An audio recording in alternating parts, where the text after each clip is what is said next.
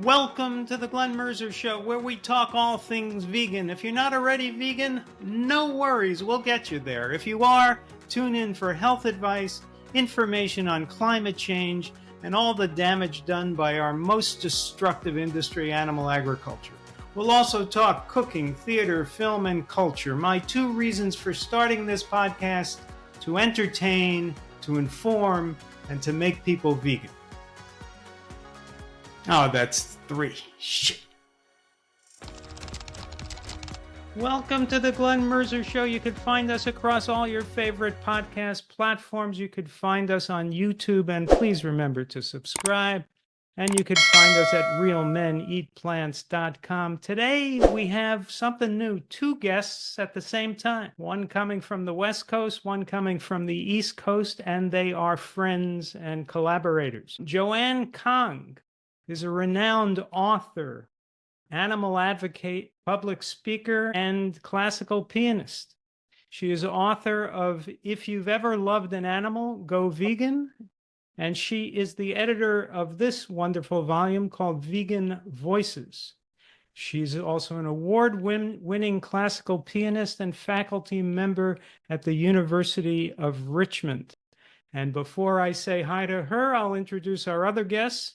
I hope I get his last name right. Bülent Güneralp is PETA Prime's most beautiful vegan over 50.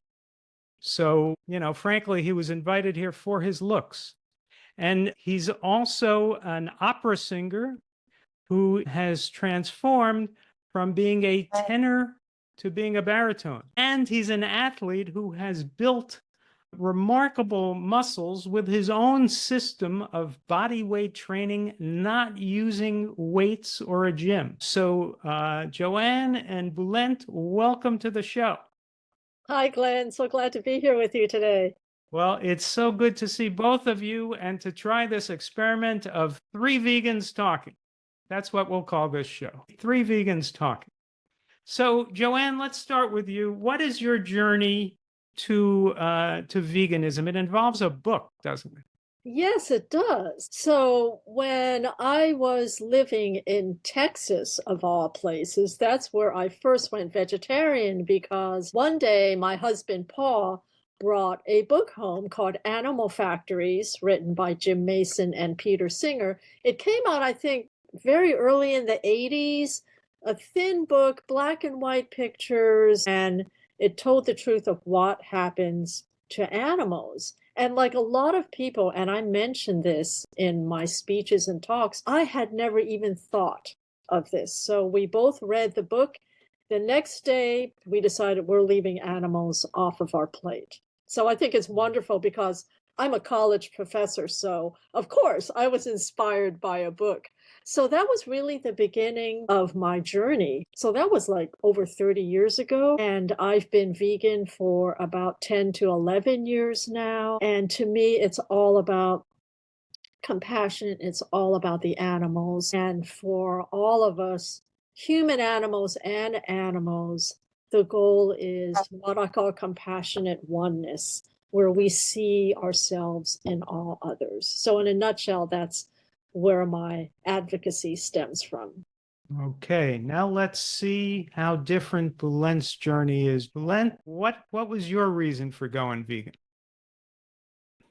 I became first a vegetarian in 1996 when my mother gave me a book about vegetarianism. I had no idea about veganism back then, and I was living in Istanbul, Turkey. And I came to the US in 1998, still no idea about veganism. I started seeing around campaigns, PETA campaigns, and this idea of veganism, and it started to click. I wasn't aware of the animal suffering involved in dairy industry, etc. Those industries. I used to think that dairy products are like the fruit of the tree. It doesn't harm anything. Unfortunately, that is not the case overall. So in 2011, I discovered Brandon Brazier's Thrive diets, Canadian athletes, Ironman, triathletes. And the moment I read that, I said, that's it. And everything started to change. My energy levels, increasing. Overall, I'm feeling better in every way, physically, mentally, spiritually. So that's the basic picture. Vegetarianism, veganism, and then going through the different, let's say, stages of veganism. Right. Or vegan diet, let's say. Well, you both went vegetarian before going vegan, and so did I. And I have a feeling so did the majority of vegans in the world. Joanne, when you went first vegetarian and later vegan after reading Peter Seeger's book, were you worried at all, since you weren't doing it for health reasons, were you worried at all that there might be a negative health consequence? You were just doing it for the animals, and then were you delighted and surprised as you found out about the health attributes of a vegan diet? That's an interesting question, because when I first went vegetarian, the last thing on my mind was health. It was all about the animals. And then, maybe half a year in, I realized that I was feeling better. I wasn't getting sick as much. So it's kind of like the compassionate health. It's like your outlook on the world that really ties in with your physical being too. And it's interesting because I've come across a lot of vegetarians who go vegan, and somehow when their health improves and they are no longer complicit in the suffering inflicted on the animals, it's almost like this enables a part of their awareness and consciousness to be aware and to be open that there's a higher purpose. So I think starting out for health reasons, which many people do, that's just the beginning of the journey. And then it opens up your soul to realize there's so much more about the connections between animals and humans. So for me, with the good health, that was just like a side benefit. And of course, I'm glad to say that, for instance, in my university job here, I've had this job where I teach music for about 25 years. And during the whole time, actually, the whole time I've been working here, and I've been both vegetarian and vegan, I've never taken a sick day. I feel that the diet has helped me in terms of stamina and endurance, but it's primarily about my compassionate and spiritual outlook. Has it affected your music at all? Absolutely. I mean, so many people ask me, and I'm sure, Bülent, you've had the same question.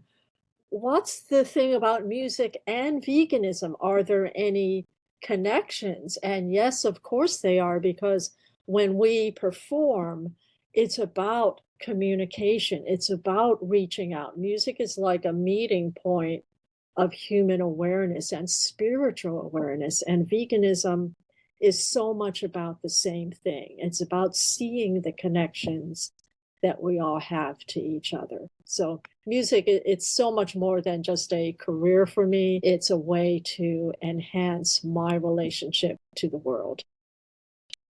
Okay, now, Bülent, at the same time that you went vegan, think, or correct me if I'm wrong, you also began building muscles in a unique way. So Yeah. was it coincident with going vegan that this muscle building happened? When did that start, and how did that happen? The first book I discovered in the Thrive series was the main book. But then I found out there are 3 more books, and one of them is Vegan Fitness. When I read that, I realized that there are exercises I can do on my own at home. I don't have time to go to the gym. I'm teaching, I'm studying, I'm performing. So when I read Thrive Fitness, I discovered functional training, bodyweight training, suspension training, etc. I started doing that, and I started to experience this interesting, physical development. But this is also related to my vocal journey. So the mind and the body are instruments, my view, that I'm using in life, in performing, in vocalization, singing, etc. So I said, let me fully work on these instruments, like a complete tuning of the instrument. So that means ultimately functional bodyweight training. Why? Because functional training develops the body in a natural way. We use the body in the same way we use it in life. Unlike bodybuilding, isolated muscle development, heavy lifting, etc. This started in 2012, I believe. I started functional training. But when I started seeing this interesting physical development, I said, I think I should share this with people. There's something important happening here. Let me share it. And around that time, I came across that PETA Prime advertisement in 2020. For the most beautiful vegan over 50. Yes. So now I should tell you, Bulent, I am planning to enter that contest when I'm old enough. So, I may win one day in the distant future. I think they stopped. I think they stopped the contest. I have to change all my plans now. And I don't seek attention in life, but I when I saw that, I said, should I enter? Should I not enter? And it's a big step, kind of something that I had never done in my life, stepping forward as an athlete. But I said, let me do it. And then the rest. Did you pose in pictures with your muscles? Yes. So I had just around that time I had started making some social media posts. Here's something interesting happening. All this muscle development. I'm just eating less. I'm not lifting weights. I'm not going to the gym. I'm not using steroids and testosterone supplements and all that crazy stuff. Right. The message that I'm sharing is this. If this is happening, living my regular life, there is something important to see in this experience. I realized in this journey that human nature is herbivore. So ultimately, I realized that I had never become a vegan. From birth, all humans are vegan. We just realized that at some point in life. But some people say humans are omnivores, we can choose to eat plants. Scientifically, it is incorrect. If we analyze human system, it's a complete herbivore, and there are many scientists who say this. Of course. In my view, what we do does not define us. What we are must define the actions, what we do. Humans ate animals for centuries. That doesn't mean they are carnivores or omnivores. Right. Just means they make a mistake very often. Yes. There are people who eat stones, who eat glass. We don't call them stonivores or glassivores, right? That doesn't mean it's good for them. Similarly, meat is not good for humans. Right. And, coming back to your question and adding my overall view, this experience is combined with vocal development or vocal transformation. And physical development accompanied and still accompanies, has been accompanying this vocal development. For example, similar to realizing that humans are vegans, I realized that my voice was not tenor, even though I studied at 3 conservatories, tenor repertoire. After graduating from the 3rd school, I took a break from singing because my voice was gone almost. I had to stop, and I went through this deep introspection and transformation, and I came out of that period sounding baritone. So I didn't become a baritone. I just realized that I wasn't a tenor. Similarly, so just like you always were a native vegan, you always were a native baritone. Yes. So whatever is our nature, we should be willing to express that. In my view. Well, let me see if Joanne can relate to that point. When you became a vegan, were there aspects of your personality or your talents that came out and you realized, oh, this is the way I naturally am? Not particularly. I think it's a little bit different with singers, right, Bülent? Because your body is your instrument. What I would say is that all along, even from when I was a young child, I always felt very different from other people. And I think I was always a very sensitive person. And I think, I would pick up on people's feelings and always tried to be extra kind to anybody I met. And I think I had innate within me that certain aspect of spiritual value that then later in my life kind of blossomed. And I think that's it. And so, similar to what Bülent was saying, it's like it allowed the real vegan and animal person within me to come out as I grew Uh-huh. older. So, yeah, it's really an interesting question. And did you at some point, Joanne, come to the same conclusion that Bulent was mentioning, how science really teaches us that we are all natural herbivores? Did you at some point come to the realization that, you know what, everyone's doing this wrong and Yeah, everyone's yeah, making a mistake here, even from a health standpoint? right. Yeah, It's yeah, not natural, it's just culture that causes us to right. eat food that is not human food. Right, absolutely. I mean, sometimes I look back at myself because I was raised, of course, in a Chinese family and had a couple fantastic chefs in my family who would always prepare all of these animal-based special foods. And I kind of look back and shame at myself that I didn't see who I was eating, who I was eating. But that also taught me a lesson that the fact that many of us or many people are not vegan, it's really not our fault. We have to look at how we came into this world, how we model ourselves after what our parents do. And Mhm. their actions, of course, are based on how they grew up. And so there's that whole, as you mentioned, the cultural and family dynamic where you don't even think to question anything. You accept this is the way it is. And of course, all of the marketing campaigns about how milk does a body good and what is it, real beef for real people. I mean, all of those horrible slogans were so affected as consumers by the messages all around us. So, yeah, I remember growing up and seeing all of those messages too.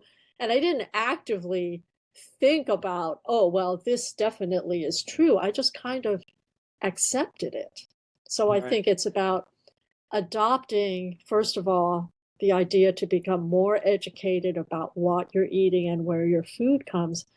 But then, second of all, to really ask those deep questions and make those connections. And I always try to do it with a very positive and nurturing viewpoint when I'm dealing with, if I'm speaking in public. I'll say, hey, how many of you have pets? And having pets is a beautiful example of this innate compassion we have within us. And we can be, I think, the most positive advocates by pointing out the good that we all have as humans. How we do love animals, right? Right. So, Now, when you yeah. transformed into a vegetarian and then a vegan, did your family go along with you? They went along with it, but my father didn't understand. And the first thing he said was, when I first went vegetarian, he said, how are you going to have enough strength to sit up at the piano? Which, of course, ties into that whole stereotype, which Bülent, remarkably proves wrong, that, oh, if you're vegetarian, you're this weakling, you're not getting enough protein, you're not strong. It's that those myths that we're constantly having to push back on. But I think the best way we can be advocates is to be ourselves and be models for good health, vibrant energy, what we're able to achieve. So Right. hopefully, as musicians, we are both doing that, right? Yes, we hope. Yes. Bulent, but what about your family? You mentioned that your mother gave you a book, which was instrumental in your first going vegetarian. So was your mother a vegetarian? She wasn't. She wasn't. She was an opera singer. She used to eat meat that goes to conditioning or being conditioned. And in years, she reduced animal product consumption. She wasn't a vegetarian, but that's something that surprised me. Your loved ones, you discuss certain things, you love them, your close family. Why are they not doing this? Right. Why did your mother give you that book? I don't know. Maybe she had my podcast in mind. Yes, 1996. She Yeah. foresaw. Yeah. Well, I'm glad she gave you the book. My Yeah. mother, by the way, when she was pregnant with me, decided that she would raise me vegetarian. Now, I learned that fact when I was 17. Wow. When I was at 17, I decided to go vegetarian. And my mother said, well, what took you so long? No. I said, what the hell does that mean? And she said, well, when I was pregnant with you, I planned to raise you as a vegetarian. So I said, well, but you're not a vegetarian, and Dad's not a vegetarian, and my sister isn't a vegetarian. Why were you going to raise me as a vegetarian? And she said, because when I was pregnant with you, Glenn, you felt like a vegetarian. What does that mean?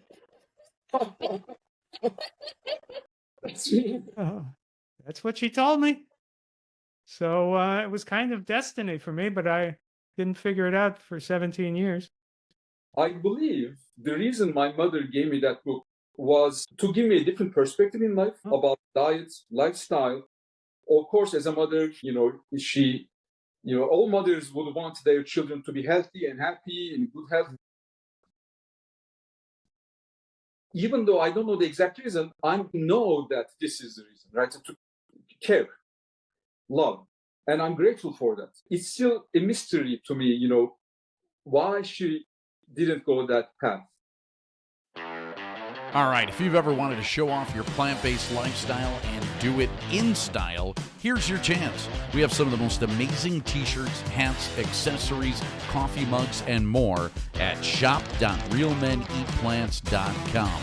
We have statement t-shirts that will bring a smile to everyone's face. I love the I want tofu tonight tee. Plus, we have podcast tees, Real Women Eat Plants gear, Real Kids Eat Plants, and Real People Eat Plants, just in case men, women, and kids didn't cover it all. Yeah, we love you and love that you want to show off that healthy lifestyle of yours. Again, check out our high-quality gear at shop.realmeneatplants.com and enjoy.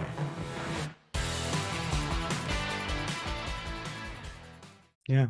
Well, just like my mother didn't raise me as a vegetarian because her doctor talked her out of it and said that I would grow up, my brain wouldn't form and my bones wouldn't form. I would be weak, and he scared the hell out of her. So she didn't raise me as a vegetarian. And that has colored my whole opinion of the medical community ever since.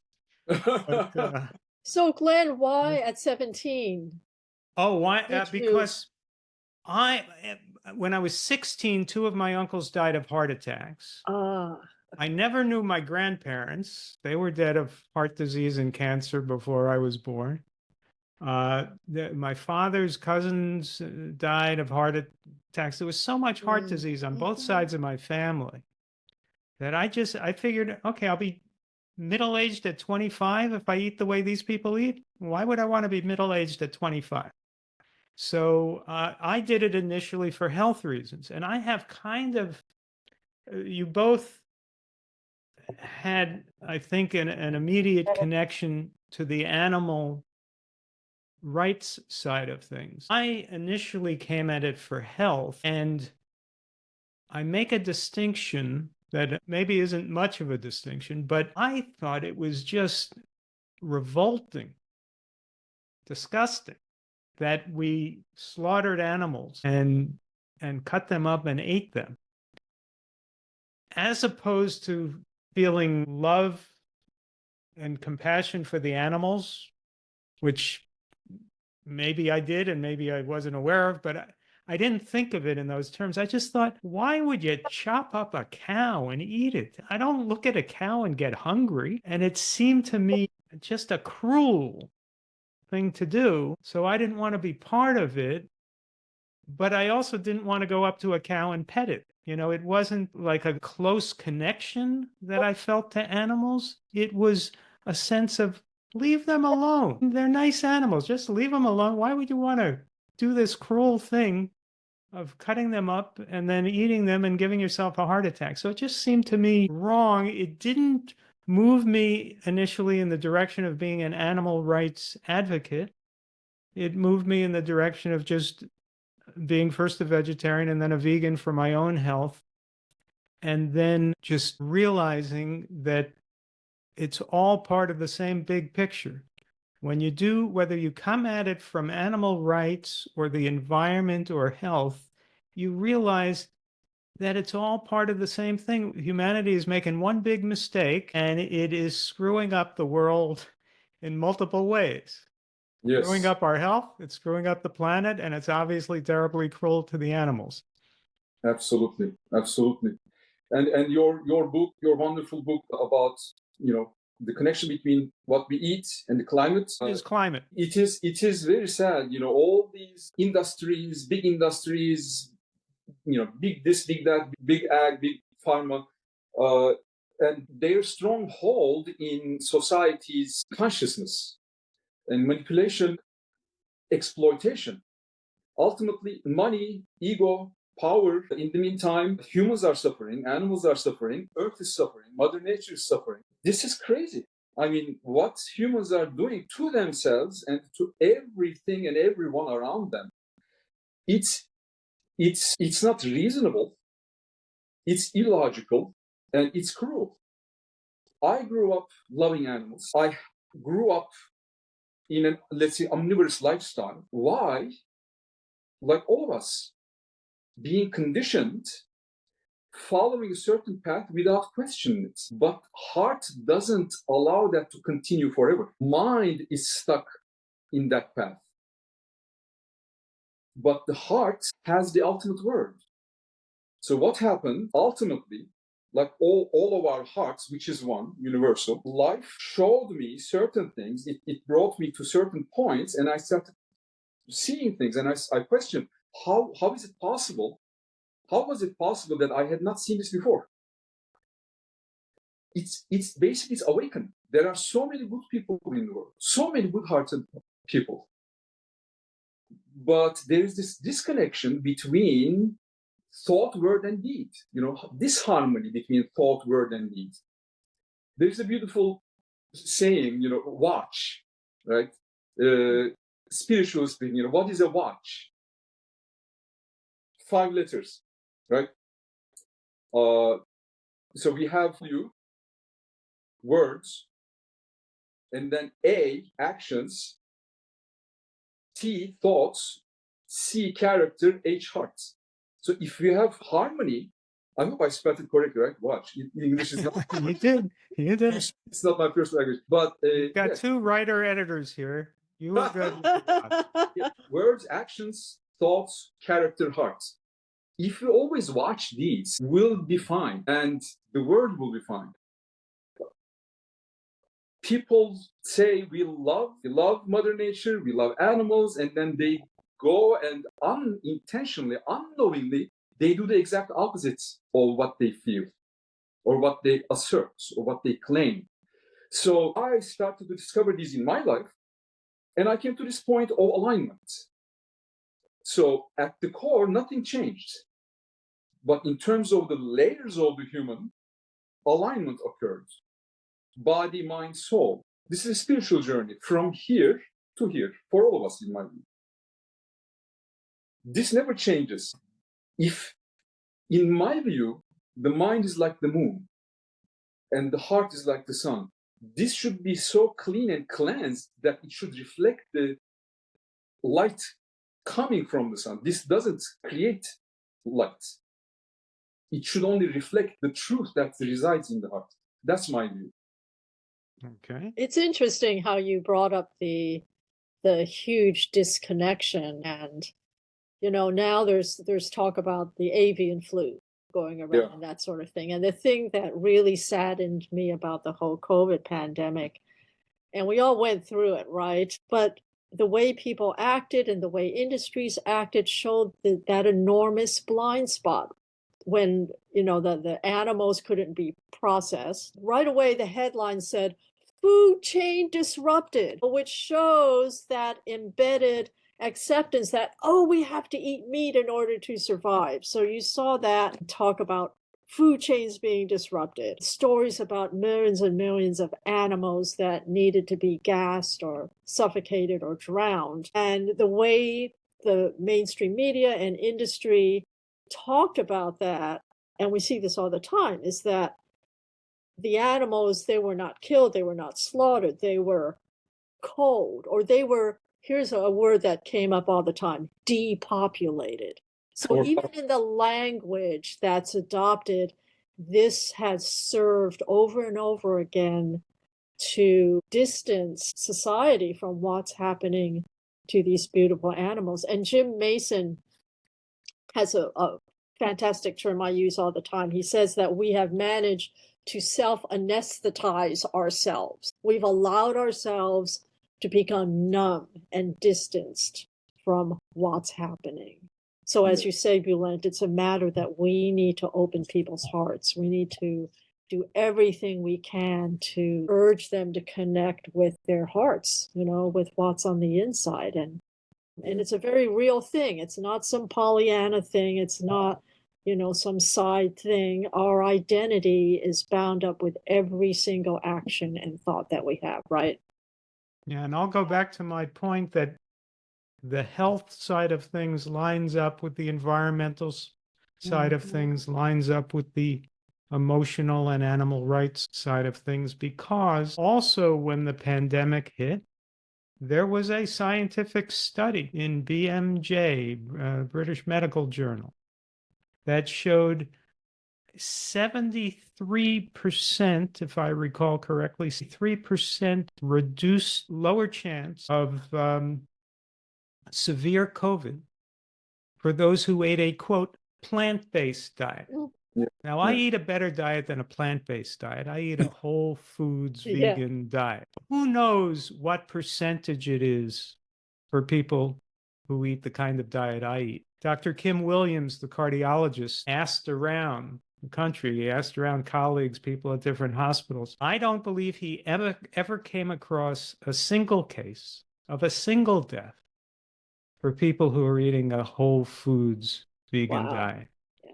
So could Anthony Fauci have perhaps mentioned that if you want to reduce your chances of dying of COVID, you should eat a whole foods vegan diet? People get angry at Anthony Fauci for all kinds of reasons, most of which I think are phony, not true. He's probably a very decent man who has generally tried his best to help human health. But what I get angry at him and some of the others in government, why couldn't they mention?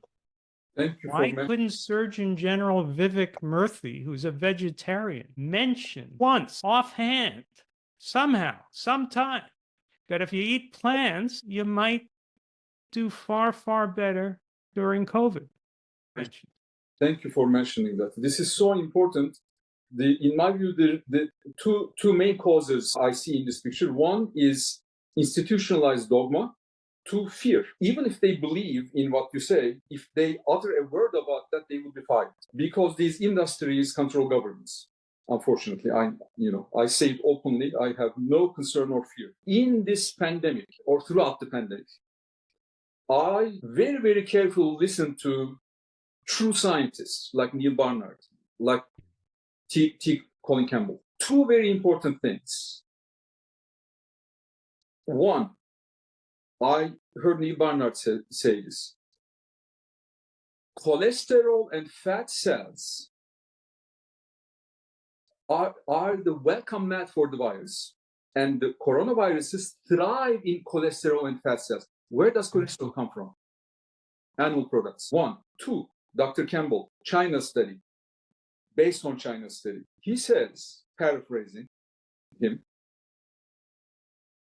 a person who eats only plants, in that person's body, the immune system is optimized not only against coronavirus, but against all viruses. Optimized. He doesn't say it's foolproof, but it's optimized.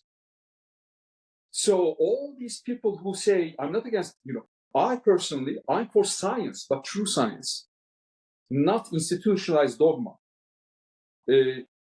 If Fauci and the likes, if they told the public, scientifically, we are sharing this with you, take this to heart, take this into account. Cholesterol, the coronaviruses thrive in cholesterol fat cells. That means give up animal products. If you want to increase your chances of living and not decrease your chances of catching this virus, eat plants, no animal products. Comorbidities, right? So people who were overweight, right? What is the cause? Mainly animal products, mainly. Not the only reason, but it's a big reason. So the more fat, the more cholesterol one has in the body, the higher the likelihood for that person to catch the virus and to get sick and to die. Right. Whether they're more likely to catch the virus is perhaps unknown, but it's certain that they're more likely to suffer. Yes, but if we analyze what Dr. Barnard says, that if he says cholesterol and fat cells are the welcome mat for the virus, the less cholesterol and of course we need a certain amount of fat, but if people are in the ideal condition in terms of fat amount, etc., logically that should decrease in my view, chances of catching the virus. Right. I caught COVID, and it was like a bad cold for a couple of days. I caught COVID too, and it was like, well, what's this? I mean, I coughed a little bit one day, and then the next day I was negative. So it's like, and isn't it crazy now that people are deploring and complaining about the price of eggs? And Dr. Milton Mills, which I hope keeps going up. Yes, well, Dr. Mills says, eggs are cholesterol bombs. It's like, why don't you consider not eating eggs? So that shows how the public is brainwashed. We need to eat our eggs. You don't need to eat eggs. What I call that? Addiction. It's addiction. Addiction? EGG. Addiction. Oh, addiction, yeah. Oh, that's good. Yeah, I mean, it's interesting. I must add this. I'm not against vaccines, right? Dr. Barnard in Physicians Committee, he, for example, asked, the members or his employees to be vaccinated. And Dr. Campbell said the same thing. He's a scientist. He's not against vaccines, but nutritional science comes first. Nutrition comes, right. Lifestyle comes first. On top of that, if people want to have vaccines, that's their call. Right. But what will optimize the immune system is diet, lifestyle, and not necessarily in the first place vaccines. They have their place. Right. But just like I mentioned, this institutionalized dogma, only pills, surgery, this and that, and we don't want to hear anything else. Right. It's a sad picture. Well, this insane egg diction, as you call it, brings me to another issue, which is we are a minority. We are surrounded by people who eat meat and dairy products and eggs. And there is the stereotype of the annoying vegan. And Joanne, you are a speaker and an advocate. How do you thread that needle? How do you walk that line of trying to spread the message without falling into the stereotype of the annoying vegan? Yeah, well, Claremont, who I'm sure you know, who wrote Vistopia, fantastic book where she talks about the turmoil that we vegans go through. She really puts it really well. She says that when we're interacting with people, we need to come across as normal, happy, adjusted, wonderful individuals who just happen to be vegan. So I think that a good piece of advice for advocates is we're here to simply engage with other people as we normally would do in a two-way conversation. And by having a conversation, you are listening foremost and learning about that other person and where they're coming from. I have a very good friend who has always said, when you're trying to get across an important point, first you have to go on their side. You have to be with them and connect with them. And that gives you a clearer idea or a pathway of how you can bring up the idea of veganism. And another thing I oftentimes do is I'll point out how going vegan benefited me. So it's about, again, that idea of being a model. Because when you try to accuse people, they become very defensive. And it's like you're right away separating yourself as a superior expert and, oh, you don't know anything. So it's a matter of just seeing your interactions as a very equal, productive conversation. These are yeah. words of wisdom. Have you found much success in creating new vegans? Yeah, for me, it's been mostly an indirect kind of thing. Like at my place of work, I teach in a department of music. And every once in a while, someone, like one of my students, I had two students who I work one-on-one with who know about all my work. And their last semester, at the end of last academic year, they both happened to mention, oh, yeah, I went vegan half a year ago. I didn't even know they went vegan. Or the husband of a fellow colleague came downstairs and told her one day, hey, Jennifer, I'm going to go vegan. So sometimes we don't realize just how much we're planting seeds. I can tell you so many instances where I've gone into, say, a grocery store and someone encounters me, I'm in the vegan section, and they start talking and they say, hey, I went vegan. And, just complete strangers who you never even had a direct connection with. When you have those experiences, you know that somehow, hopefully, the message is getting out there. And Bülent, have you had a similar kind of journey with talking to people? Yes, especially my students, my voice students. When I teach voice, and my vocal system is called the vocathetic system, vocalization is an athletic activity.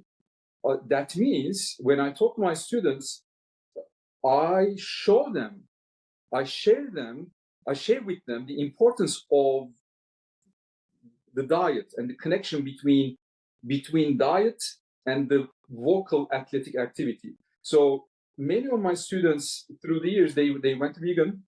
I'm happy to say, some friends, but it is also sad. On the other hand, there is a sad picture. Many friends, they see my experience. Some of them are close friends, and we talk about compassion, animal suffering, etc. They say, "Yeah, yes, you're right," etc. And then the next thing you see is that they are eating animals, as if, I mean, this is the sad picture, right? We were talking about the harmony between thought, word, and deed, saying something and doing something else, and thinking something totally, disharmony, harmony. When this PETA contest occurred in 2020, I became very active. Let me share my experience with people. Hopefully it will help people. But yes, it helped some people. But in time, I also realized that I was spending so much energy and time. And in the end, I realized that the best way, as Joanne said, the best way to help others is perhaps just to be a good example, living our lives based on our values, universal human values, not contrived artificial human values. And if there is a conversation, if someone asks a question, I'm happy to answer, but I'm not going out of my way anymore and wasting my energies to awaken people or to help people. Because if people are doing this, no matter how much light you show, they won't see it. So there needs to be openness to receive. I'd like to add this about my experience. How is it possible? How is it possible for an opera singer or a crossover opera singer to have this interesting experience of this physical development. And in the end, people are thinking he's a bodybuilder. I'm not a bodybuilder. Why do people think I'm a bodybuilder? Right? Why? Because of those muscles. Yes. What is behind that interesting development? Diet, lifestyle, mainly. And let me interrupt you. Where can people see pictures of you with your muscles online? At what website? The PETA article is available on internet. The title is A Myth-Busting Vegan Journey, Bülent Güneralp. And there are many hyperlinks in it, and athlete hyperlink is there. And your own website? My own website, I made the athlete page not public recently because I think people are confused when they go to my, is he a singer, is he a vegan activist, is he an athlete, who is this, a drummer, pianist, all of them. Okay. All of them. But my social media pages are there. But the easiest is just to go to the PETA article and to click on the hyperlink, and that would take... Okay, give us the title of the PETA article again. Myth-Busting Vegan Journey. A Myth-Busting Vegan Journey. Yeah, yeah. And if you Google that along with the name Bulent, B-U-L-E-N-T. Yes, G-U-N-E-R-A-L-P. That's my full name. And I believe even without typing my name, if they just type a myth-busting vegan journey, it should show up. Because it's remarkable to see these muscles and then realize you didn't lift weights. That's right. In the 90s, I did some bodybuilding in my, let's say, omnivorous years, lifting weights, etc. Some people say, well, he did bodybuilding then, of course, he has... That doesn't make sense at all. People can believe whatever they want to believe, but that doesn't mean that's the fact. After I stopped, let's say, bodybuilding in those years, mid-90s, I got thinner, and especially after I came to this country, just studying, singing, etc., no exercise, nothing, I got even thinner. And my videos are, my materials are on the web. There's even a video in the PETA article, a transformation video, vocal transformation and the physical transformation. You see me, this thin guy, tiny kind of, followed by almost kind of doubled in size. Right. So and your voice became lower. You have the natural, now rich voice of a people who's eating rich plant food. Because for about 14 years, I tried to sing this tenor repertoire, forcing my voice, as if one forces a violin repertoire into a cello or double bass, that kind of manipulation. So that's diet is part of it, but it's mainly technical development or you're getting rid of bad habits. But going back to this, I'd like to, for all our audience, I'd like to make these important points. I eat only plants. And I became raw vegan in 2021. It's an amazing journey. Amazing things are happening. But the basic points I'd like to make are these.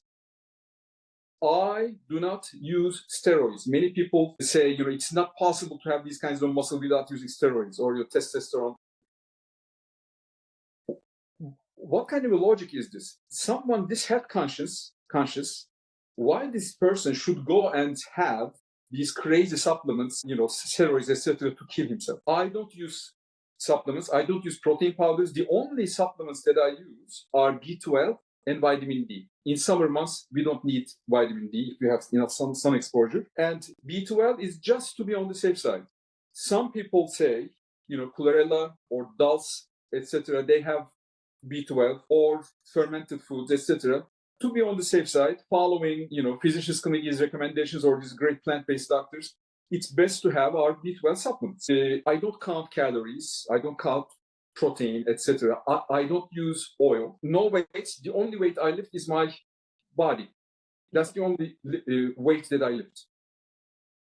So the only weight that I lift, yes. So in other words, if you do push-ups, you're using your body as your weight resistance. Yes, I use something called Jungle Gym. I discovered in Thrive Fitness. It's not a machine. It's just 2 straps with cuffs for hands and feet. You can use it at home. You can use it in nature. a tree branch, etc. But what happened? It's interesting. I became a better pianist, drummer, and singer. Functional bodyweight training improved things in every aspect of my life. The most important thing is the spiritual aspect, right? The alignment and feeling peace. But if you look at the expressions of this, energy, and the Thrive book, the main book, the cover talks about, the title, I don't know the exact title, but the optimized performance in life.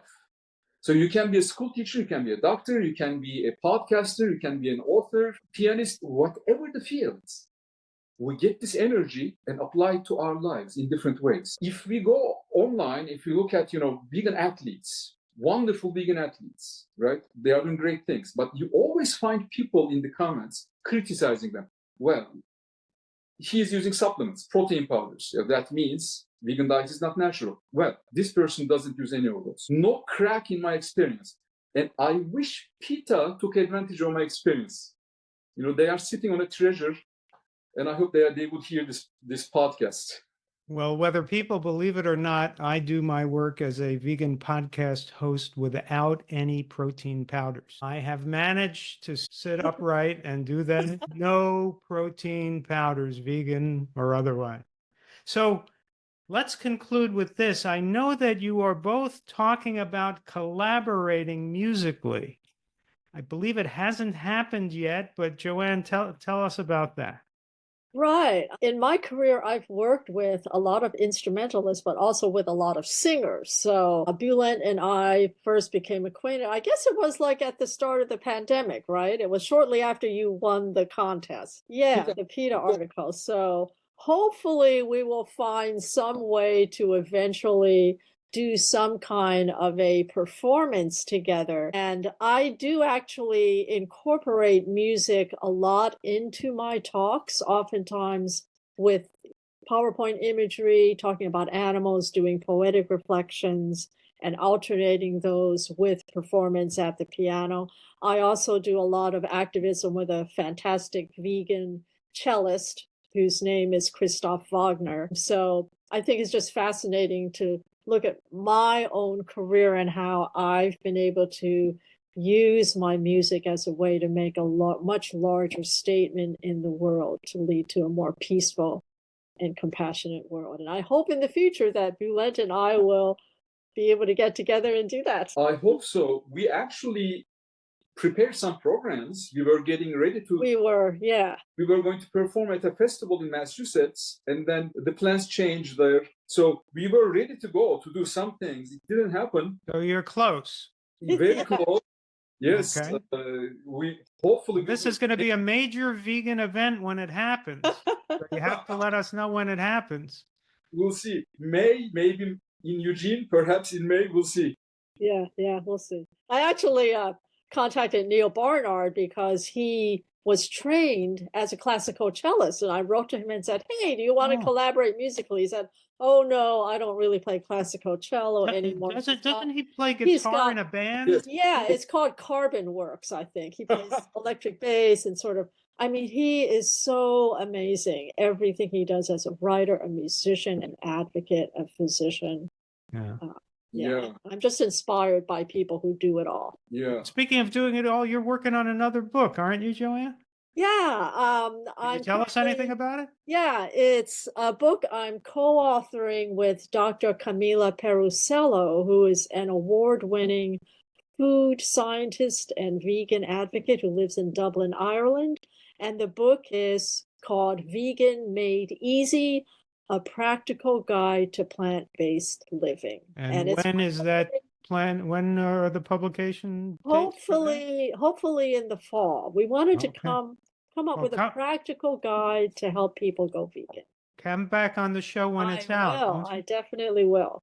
Okay, so for now, though, people can get this book, wonderful book, Vegan Voices, which Joanne edited, available from Amazon and from Lantern Publishing. And media, right. And media. And why don't you each sum up with any place where people can find you online and what you're doing next. So Joanne? Yeah. My website is vegansmakeadifference.com. So that's the place to read all about me. And yeah, I just do lots of speaking around the country, lots of events that combine music and speaking, but that's my website. Vegansmakeadifference.com. Right. Okay, and Bülent? All problems are mental, all solutions are spiritual. Whatever problem we see in life, personal, social, national, global, the root causes are always mental. And the only way to address these is spiritual changes and transformation. Diet is a huge part of it. What we eat is a certain form of vibration. It has a certain energy, or it has energies in it. What we eat at the gross level forms the body, but at the subtle level, it forms the mind. So the most warring nations are meat eaters, heavy meat eaters. There was a study during the pandemic in a prison, gave vegan food to the inmates and their behavior changed. So anger, all this negativity we see in the world, even these will be affected if people move towards plant eating, alignments. So my message is, ultimately is this: love all, serve all, help ever, hurt never. Love is the answer. Love is the solution. It's not a poetic idea. It's about seeing the one in all. Looking at a cloud and seeing the sky in it. No cloud can say there's no sky in it. There is a universal entity, in my experience and in my view, nameless and formless. And that's what we are. And looking at an animal, looking at a human, plant, etc., seeing, experiencing that oneness, that is the spiritual solution. And diet is a big part of this journey in my view. So that's my message. And I love Well, how you Go ahead, talked Joanne. about that. Yeah, that just reminded me, Bülent, of this saying I've heard often that says, we are spiritual beings having a physical experience. So I think if we remind ourselves of that, like you're saying, it all starts with spirit and heart, and that can outplay through how we treat the physical world and our interactions with all others. So I think that's beautiful what you were saying. Thank you. And what you said is so beautiful too. Very quickly, I'd like to add this too, in terms of our interactions with other people and your vegan. Many people have a negative reaction to the word vegan or veganism. I actually, when I talk to people, yes, sometimes we talk about veganism, etc., but I'm approaching things from this vantage point. I'm not vegan or non-vegan. I am nothing but I, and I see myself in the other person, and I have this conversation about life, diet, lifestyle, etc., but helping people to awaken to their own hearts. And in general, I find that asking questions is much more effective than telling them what this is actually good for, it's not good for. For example, why are you eating meat? What is the reason? When did you start eating meat? Or why is a great word that kind of stops certain wheels from turning in people's minds, kind of like a stick. So why are you doing this? Why are you not doing that? Asking, how do you know that's true? Right? Where is the proof, etc. So I don't want to take more. I don't want to add more to this wonderful chat, but I just want to quickly share these important things that I find important at the end of this conversation. Yeah. Well, thank you both so much. This has been an experiment, the three-way episode. I hope people have enjoyed listening to this conversation of two people who have far more depth than I do. Oh, that's not true. Thank you so much, Glenn. It's so Thank great you to both. chat with I you. look forward to your collaboration, and all vegans out there do. So please keep us informed about your musical collaboration to come. Thank you so much, Joanne Kong and Bülent Güneralp. Thank you. Thank you. This has been the Glenn Mercer Show, where everyone listening turns vegan, regains their health, and annoys their friends and relatives. Find us on YouTube at The Glen Merzer Show and across all your major podcast platforms. Don't forget to subscribe.